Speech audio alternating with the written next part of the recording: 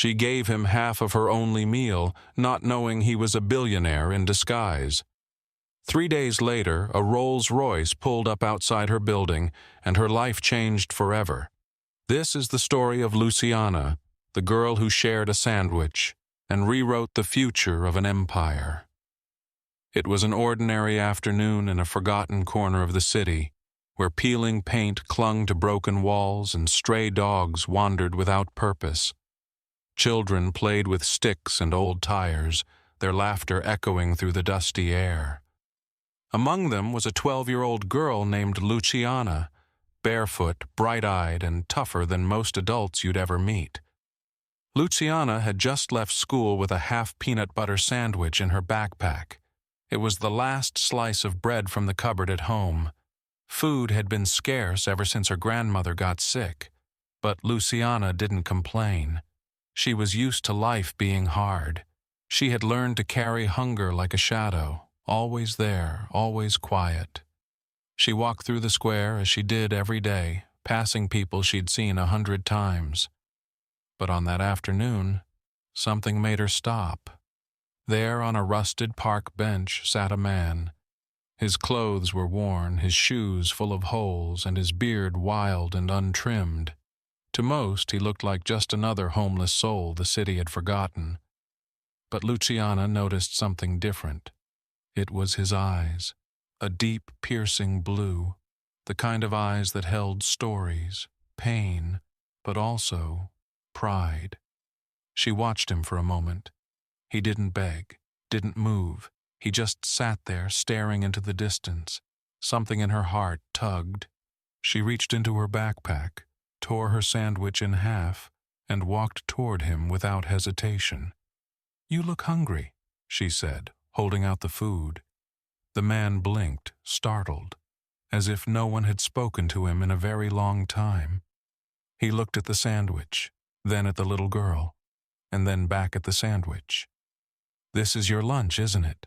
he asked, his voice deep but gentle. "It's only half," Luciana replied quickly. She lied. She was starving, but she didn't let it show. The man hesitated, then slowly took the sandwich.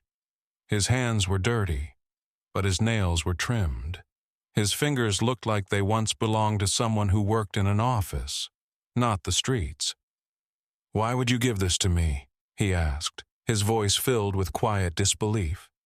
Luciana shrugged.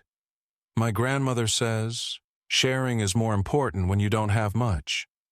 The man took a bite, chewed slowly, as if it was the best thing he'd tasted in years. "This is amazing," he said, half smiling. "Peanut butter?" Luciana laughed. "It's all we had left this week." They sat there for a moment, no more words, just the silence of a city too busy to care, and two strangers sharing a moment. But then, sirens, somewhere far off, then getting closer. The man's body stiffened. "I have to go," he said suddenly, standing and slipping the rest of the sandwich into his pocket. He looked down at her. "Thank you, Luciana Ribeiro." She blinked. "How do you know my name?" He just smiled, a soft, knowing smile. And then he was gone. 3 days passed. Life went on. Luciana returned to her routine: school, home, hospital visits to her grandmother. Worry never left her eyes. But she didn't expect that anything would change. Not really. Until that day. She was coming back from school, her backpack slung over one shoulder when she saw it. A silver Rolls-Royce, right there, parked in front of her building. It was so out of place, people had stopped on the sidewalks just to stare. It looked like a spaceship had landed in the middle of a broken neighborhood. A man in a sharp suit stood beside it, talking to neighbors. And then, he saw her. He walked toward her. "Are you Luciana Ribeiro?" he asked politely. She nodded, confused. "Yes?" "I'm Marcus Silva, attorney for Mr. Eduardo Voscanos, CEO of Voscanos Enterprises." The name meant nothing to her. "My client would like to speak with you and your legal guardian." Luciana blinked. "My grandmother's in the hospital. Is there any other adult looking after you?" Mrs. Denise from 3B keeps an eye on me, she answered, pointing toward the building. Perfect. Let's go see her. As they walked up the stairs, Luciana's heart pounded. Why would a rich man care about her? What did she do? Was this some kind of mistake? She turned to the lawyer. Why does this man want to talk to me? Marcus smiled but didn't answer directly. He said you gave him something very valuable recently. Luciana frowned. Her mind raced.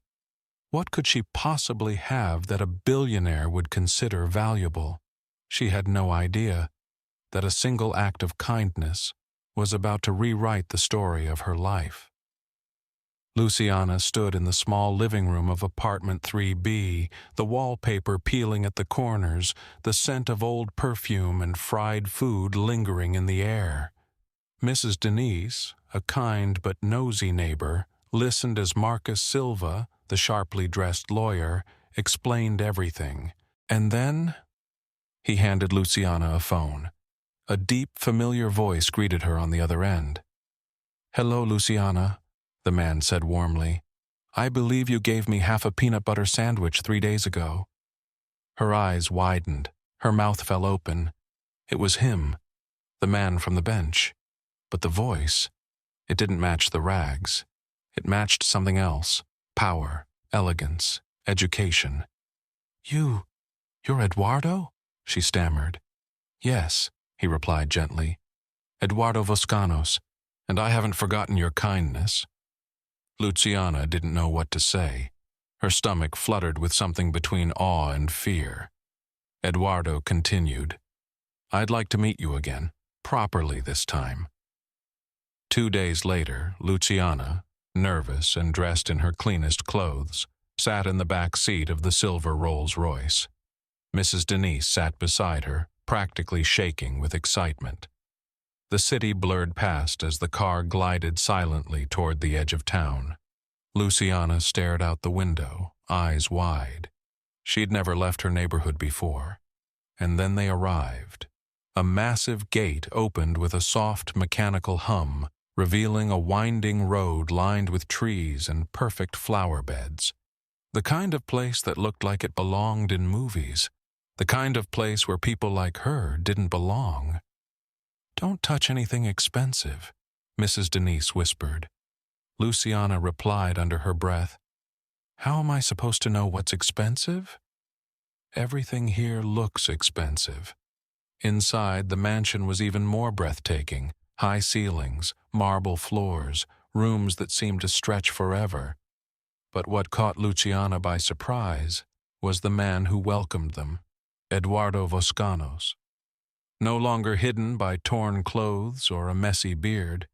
He wore a simple shirt and jeans, but there was something about him that still felt important. He greeted Luciana with a smile. "Thank you for coming." She shifted uncomfortably. "I didn't think you'd actually be a billionaire." He chuckled. "I wasn't always." As they sat for lunch, Eduardo began to tell his story. He had grown up poor, very poor, in a neighborhood not so different from hers. He had worked hard, taken risks, and built an empire from nothing. But once a year, he said, he did something different. "I spend a few weeks living like someone invisible," Eduardo explained. "It reminds me of where I came from, and it helps me see the world for what it really is." Luciana listened, fascinated. "You were the only person who offered me something, expecting nothing in return," he continued. "That's why I asked to see you again." Luciana blinked, but it was just a sandwich. "To me," Eduardo said, "it was more than that." Then came an offer that stunned everyone at the table. Eduardo said he would pay for Luciana's grandmother to receive treatment at the best clinic in the city. He would also provide a safe, furnished home for them. And he wanted Luciana to attend one of the top schools, with full tuition covered. The room fell silent. Luciana stared at him, suspicious, skeptical. "Why would you do that?" she asked quietly. "For us?" Eduardo looked at her with kind, steady eyes. Let's just say I'm investing in someone who already showed me something far more valuable than money." Mrs. Denise gasped, already imagining the story she'd tell the neighbors. But Luciana remained still, processing. Her life had never had space for fairy tales. The next week, her grandmother was transferred to a private clinic. Doctors smiled and said the treatment was promising. It was the first time Luciana had seen her grandmother smile in months. But not everything was easy. Her new school was different. The hallways were polished, the students well-dressed. Their voices carried the weight of privilege. Luciana, with her second-hand backpack and shy smile, stood out immediately. On her first day, a blonde girl looked her up and down and sneered. "What charity program brought you here?" A few students laughed. Luciana paused, then replied calmly, "Your mother's." The laughter stopped, but the looks didn't. The only adult who made her feel welcome was Miss Helena, the literature teacher. One day, she found Luciana hiding in the library during recess. "You know," Miss Helena said, sitting beside her, "when I was your age, I didn't fit in either, but I found friends in books." Slowly, Helena became Luciana's mentor. She gave her novels, essays, and poems to read, encouraged her to write, listened when she had no one else to talk to. "You have a voice, Luciana," she told her, "and voices like yours need to be heard." Luciana clung to those words, because deep down she knew she wasn't here just to learn math or science. She was learning how this world worked, who had power, and who was overlooked. And someday, she'd use that knowledge, not just to survive, but to make others listen. The weeks passed, and Luciana settled into her new life, at least on the surface. She wore her new school uniform, carried shiny textbooks, walked the polished floors of a place that felt nothing like home. But inside, she was still the girl from the square, the one who watched, listened, noticed things others missed. And there was one thing she noticed more than anything else: Ricardo Voscanos, Eduardo's eldest son, sharp suit, sharper tongue. He barely looked at Luciana, and when he did, it wasn't with kindness. It was with something colder, disdain, as if she were a stain on his world. To him, she wasn't a person. She was just the sandwich girl. At home, Eduardo visited often, checked in on her grandmother, asked about her classes. He was warm, thoughtful, kind. But Ricardo, he didn't understand why his father cared. To him, this was all nonsense, charity, a distraction. He called her a project, a social cause, a phase. And behind Eduardo's back, Ricardo was busy with other things. One afternoon, while waiting in the school library for her ride, Luciana overheard something. Voices, two men speaking softly in the next room. She didn't mean to listen, but the words pulled her in. Embezzlement, offshore. "My father will never find out." Her heart skipped. She knew that voice, Ricardo. Her pulse quickened. She leaned in, careful not to make a sound. The second voice was unfamiliar, but the tone, urgent, secretive. They spoke about money being diverted, accounts hidden, projects being blocked. Luciana froze. This wasn't gossip. This was betrayal. She didn't move until the voices faded. Then, slowly, she stepped back, her mind racing. She walked out into the rain, her school bag clutched tightly, and something inside her shifted. She had seen enough of the world to know what happened next. If Ricardo was doing what she thought he was, Eduardo had no idea. But how could she tell him? What proof did she have? Who would believe a girl from the slums over the man born to inherit an empire? That night, she sat in her room, staring at the ceiling, and made a decision. She wasn't going to run. She was going to learn, not just at school, but beyond it. Every night after homework, Luciana went online, found free courses, read articles, watched tutorials, accounting, finance, corporate law. The numbers, once confusing, began to make sense. She took notes, created spreadsheets, drew diagrams. During visits to the mansion, she paid attention to who came and went, to documents left on desks, to passwords typed too quickly and quietly. She built a map, a digital trail, a picture of everything Ricardo had touched. At school, Professor Helena noticed the change. "I don't understand why a girl your age is so interested in financial statements," she said one day, holding Luciana's carefully written report. Luciana smiled softly. "Let's just say it's a useful skill in the real world." She never told her teacher the whole truth. Not yet. Her grandmother, now recovering, noticed something too. "You're always thinking," she said one evening. "Planning something." Luciana hugged her. "I'm just learning, Grandma, that's all." But she was doing more than learning. She was preparing. And the more she uncovered, the more certain she became.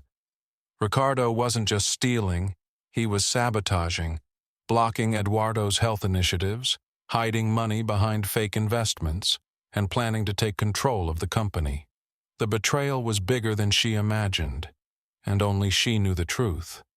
1 year passed. Luciana turned 13, and on the night of Eduardo's 60th birthday, everything came to a head. It was a grand celebration, lights, music, important people from all over the country, politicians, judges. CEOS Luciana arrived in a simple but elegant dress, chosen by Helena, her hair neatly done, her posture tall. She no longer looked like the little girl with a peanut butter sandwich.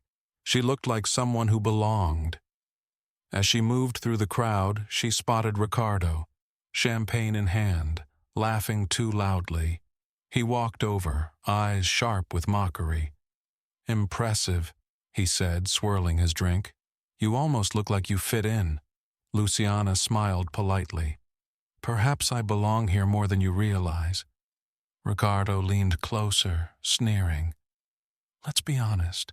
No matter what my father gives you, you'll always be the charity case, the girl from the slums." Luciana's smile didn't fade. "Interesting that you mention investments," she said softly. "You make a lot of them yourself, don't you? Especially in the Cayman Islands." His face changed. "What did you just say?" Luciana's eyes gleamed. "Project Cascada. The funds you've been moving, the officials you've been bribing, the documents you've been falsifying, all of it, documented, traced, and saved." Ricardo's hand trembled, his mouth opened, but no words came out. Luciana leaned in. "I'm just a girl from the slums, remember? Who could believe someone like me?" Then Eduardo appeared beside them, smiling at his son and his protégé. "Everything all right here?" Luciana turned to him. "Actually, I think we need to talk, in private." And just like that, the girl who had once stood outside the world of power was about to turn it upside down. Eduardo led them to his private office, quiet, elegant, and far removed from the noise of the party downstairs. Ricardo walked stiffly, his face pale. Luciana followed, steady, calm. She didn't feel like a child anymore. Once inside, Eduardo turned, his brow furrowed. "What exactly is this about?" Luciana pulled a tablet from her bag. "The truth," she said softly. She tapped the screen. The projector lit up. And then, slide by slide, Luciana began to show him bank records, encrypted transfers, emails that looked clean until you knew what to look for, corporate flowcharts with money vanishing into shell companies, photos, screenshots, names. Eduardo stood frozen. His hands gripped the back of his chair. At first, confusion, then disbelief, and slowly, pain. "This can't be," he whispered. "Ricardo, tell me this isn't true." But Ricardo said nothing. His jaw clenched, eyes darting between the screen and the door. Then he snapped. "You're lying!" he shouted, stepping toward Luciana. "You manipulated my father! You twisted everything!" Eduardo moved fast, blocking him. "Enough!" he barked. "Sit down!" Ricardo froze. The silence that followed was heavy. Luciana looked straight at him. "I never had to lie," she said quietly. "Everything you see here is real. Every word, every number, every confession, including the one you just gave me." Eduardo stared at his son. His voice shook. "Why?" he asked. "Why would you do this?" Ricardo's face twisted with bitterness. "Because you're wasting everything. All the years of work, all the power we built. On what? Free clinics? Street kids? That girl?" Luciana said nothing. Eduardo sat down, his shoulders heavy with sorrow. "I gave you everything," he whispered. "Every opportunity. And you chose this." Ricardo didn't respond. He didn't have to. The silence said enough. Eduardo turned to Luciana, his voice low. "Why didn't you come to me sooner?" "I needed proof," she said. "And I didn't want to destroy your family unless I was absolutely sure." Eduardo's eyes welled up. He nodded slowly. Then he looked at Ricardo. "Tomorrow," he said, "you will step down from every position in the company. Your shares will be frozen, and we'll begin a full investigation." "You can't do this," Ricardo hissed. "I'm your only heir." "No," Eduardo replied, his voice like steel. "You were my heir, but you forgot what that meant. You had privilege, and you used it to destroy. Luciana had nothing, and she used it to protect." Ricardo said nothing. He just walked out, and the door clicked shut behind him. For a moment, the office was silent again. Eduardo looked at Luciana, but what he saw wasn't a poor girl from the square anymore. It was someone with poise, intelligence, integrity. "When I met you, I thought I was helping you," he said quietly. "I never imagined you'd be the one saving me." Luciana's eyes softened. She didn't know what to say. "I was just trying to do the right thing," she whispered. Eduardo smiled faintly. "That's exactly why you're going to lead something far greater than this company." Later that evening, while the music and laughter carried on downstairs, Luciana returned to her room in the mansion's guest wing. She stood by the window, looking out over the city lights, the same city that once ignored her, the same city where she had once wondered if she'd ever eat dinner again. Now, she wasn't just part of the story. She was helping write the next chapter. In the corner of her room was her school bag, filled not just with textbooks, but flash drives, notes, records, every piece of evidence that had brought down a man like Ricardo. But even as she looked at it, she felt no triumph, no celebration, only purpose. Because deep down, she knew this wasn't the end. It was just the beginning. The next morning, headlines broke. Whispers turned into waves. News outlets spoke of corporate scandal, internal betrayal, investigations underway at the highest levels. But no one knew who had exposed it all. No one, except 3 people. And only one of them was smiling. 5 years passed. The city had changed. And so had she. At 17, Luciana Ribeiro walked through the glass doors of the Voscanos Foundation headquarters, not as a guest, not as a charity case, but as its director, confident, focused, respected. Employees greeted her with smiles. Executives paused their conversations as she passed. She wasn't just a name anymore. She was a force. Her assistant, Sophia, hurried up beside her. "Meeting with the Ministry of Education at 2, she said. "They're ready to expand the Foundation's model to public schools nationwide." Luciana nodded, flipping through her planner. Good. Let's make sure the financial literacy modules are included in the rollout. Because she knew numbers save lives too.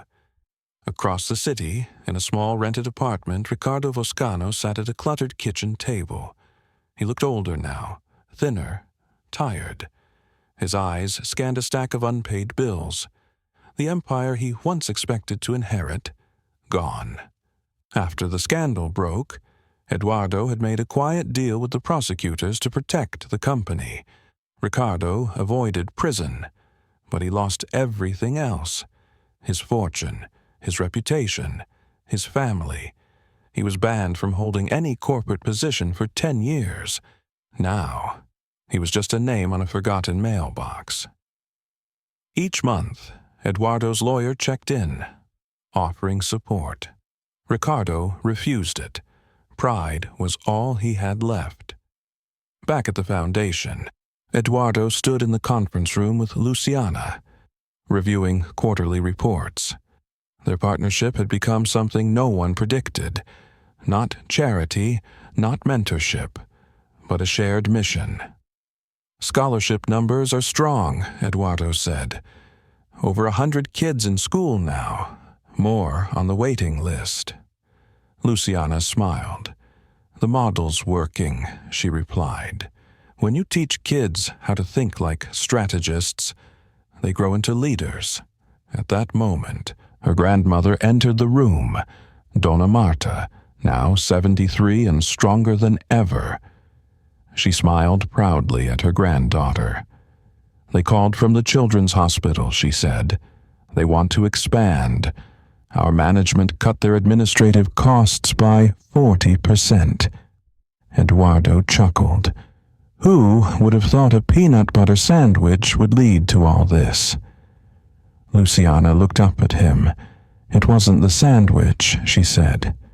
It was the moment someone saw another human being when they didn't have to. That evening, at the Foundation's annual ceremony, Luciana stood on stage, poised, bright lights behind her, rows of students and families in front of her.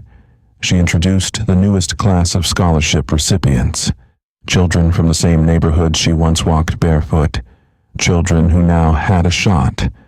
And in the back of the room, she saw him, Ricardo, leaning quietly against the wall, thinner, older, no entourage, no smugness, just a man, watching. After the event, he approached her, hands in his pockets, eyes down. I came to apologize, he said quietly. I don't expect forgiveness.